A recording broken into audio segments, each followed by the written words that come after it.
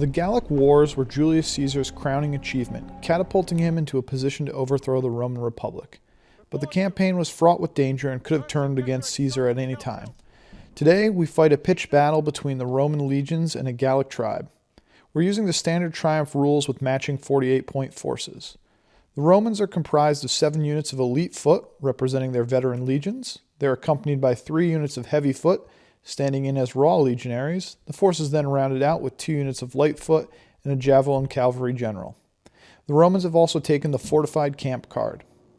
But as the Romans march through the mountain passes into Gaul, they meet a host of locals intent on throwing back the invaders.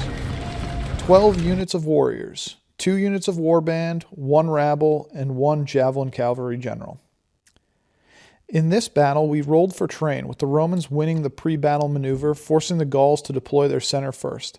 I'm in command of the Gauls today and opt to take advantage of our warriors' rear support rule. I deploy in a short line of battle, keeping my reserves on the wings. I send my light infantry forward to seize the woods anchoring my flank. The Roman commander chooses a historical deployment style, forming a line with her veteran legions, keeping the raw legions in reserve to meet a breakthrough. She also places her light infantry to directly oppose my Gauls making their way through the forest. As the forces approach each other, it appears both generals are spoiling for a fight. I redeploy my warriors to avoid my line being overlapped and have some indecision about where my general should go. Meanwhile, the Romans refuse their left flank, daring the Gauls to come out of the woods. Before the Gauls can make a play on the flank, a horn blasts from the Roman line and they charge forward. The charge is bloody, with the Roman veteran legions loosing their pila and immediately routing 2 warriors and throwing back the rest of the Gallic line. The Roman plan is a good one. They give the Gauls no time to play around on the flanks and ensure all the best Roman soldiers are stuck in immediately. But not all the combats go against the Gauls. On the extreme Roman right, a unit of fierce warriors breaks through the legion opposing them, threatening to turn down the Roman line. As the initiative passes back to me, I order my Gallic warbands on the flank to move forward to prepare to engage the Roman light infantry. But the maneuver is cumbersome, as moving each unit through rough terrain costs a command point. With my remaining command points, I spend my warbands back into the fight. This is not to be a battle of fanciful maneuvers. We intend to overwhelm the legions here and now. It's important to know that this battle is largely dictated by the triumph rule shatter. Warriors shatter elite and heavy foot, which means a warrior needs only beat a Roman legion by a single point in combat, and that legion is destroyed. Thus, a legion is quite superior in combat, but things can go against the legion fast if I get lucky on a die roll.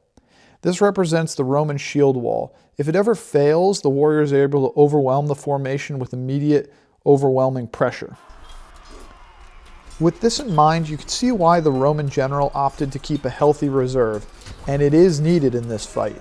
As the battle grinds on, the Gauls break 2 legions in the center, while the light foot continue to skirmish indecisively. Here in the endgame, the Roman general rides off to the right flank to prevent envelopment. At the same time, the Romans crush another warrior who impetuously lunged ahead of his supports. The setbacks keep coming for the Gauls. Another group of warriors is ruthlessly cut down in the center. As the commander of the tribesmen, I lament my ill fortunes. This guy gets thrown back. Yikes! Okay, push back again. Into the swamp! Retreat! What a mess. Now desperate, I redeploy my reserves for one final thrust and continue to hammer the Roman right. If I can break just one more legion, the Romans will be forced from the field. But I'm also just one more break from a rout. The final Roman legion does indeed fall on the right flank. I get a very lucky shatter roll, ending the battle 16-15. The Gauls' morale just barely hangs on. With that, the Romans are forced back to their borderlands to try an incursion on another day. I hope you enjoyed following our Gallic Wars clashes, and we hope to bring you more battles and tactics in the future. Thanks for watching.